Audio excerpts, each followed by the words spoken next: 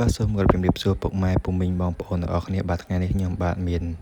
វីដេអូខ្លីមួយពាក់ព័ន្ធអំពីការថែទាំក្តាប់តបែកបាទដូចតែបានដឹងហើយបាទរដូវនេះគឺជារដូវវស្សាបាទហើយផ្លែតបែករបស់យើងគឺចាប់ផ្ដើមក្តាប់ចាប់ផ្ដើមផ្កាទៅតាមប្រភេទពូជបាទហើយដោយនៅក្នុងវីដេអូដែលខ្ញុំបានបង្ហាញនេះគឺជាពូជផ្លែតបែករ៉ូប៊ីបាទ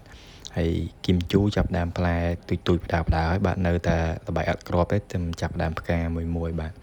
ហើយមុននឹងខ្ញុំធ្វើការច្រកផ្លែតបែកបាទខ្ញុំសូមលើកពីសារៈសំខាន់បាទនៃប្រភេទស្បៃបាទស្បៃនេះគឺជាប្រភេទស្បៃមួយដែលអាចការពារផ្លែតបែករបស់យើងបាទពីសត្វល្អិតជាពិសេសគឺប្រភេទស្រាំងតិចផ្លែបាទនៅលើដំណាំផ្លែតបែកបាទហើយដូចនៅក្នុងវីដេអូខ្ញុំបានបង្ហាញនេះបាទហើយការធ្វើការជ្រើសផ្លែតបែកបាទដែលខ្ញុំធ្វើការច្រកគឺភាគច្រើនគឺខ្ញុំជ្រើសយកផ្លែតបែក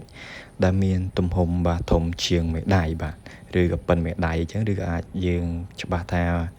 ផ្លែតបែកដែលយើងច្រកទៅហ្នឹងមិនមែនប៉ះពាល់ធ្វើការដាច់សដងឬក៏ជ្រុះផ្លែបាទហើយ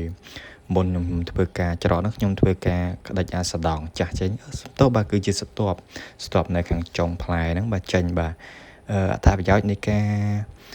បកអាសតបខាងចុងផ្លែចេញហ្នឹងគឺបើសិនជាយើងទុកឲ្យយើងច្រកទៅគឺវាអាចមានប្រភេទចៃសប្រភេទសត្វល្អិតដែលវានៅពងនៅក្នុងហ្នឹងទៅហើយអញ្ចឹងទៅវាអាចស្រូបយកសារធាតុចិញ្ចឹមឬក៏បំផ្លាញសោភ័ណភាពបាទផ្លែតបែករបស់យើងបាទហើយដូចក្នុងវីដេអូខ្ញុំបានបង្ហាញអញ្ចឹងមុនខ្ញុំធ្វើការច្រកហ្នឹងខ្ញុំតែងតែក្តិចស្ទាប់នៅខាងចុងនឹងចេញបាទហើយខ្ញុំធ្វើការច្រករឹតថ្នមបាទជៀសវាងការប៉ះទង្គិចខ្លាំងដែលធ្វើឲ្យជ្រុះផ្លែតបែករបស់យើងបាទហើយការក្តិចហ្នឹងបាទយើងបាទស្ទាប់នៅខាងចុងបាទឃើញទេបាទហើយខ្ញុំមានវីដេអូដែលពាក់ព័ន្ធអំពីការច្រកក្តាប់តបែកការថែទាំក្តាប់តបែកតែប៉ុណ្្នឹងឯងបាទហើយចាំមើលនៅពេលដែលដល់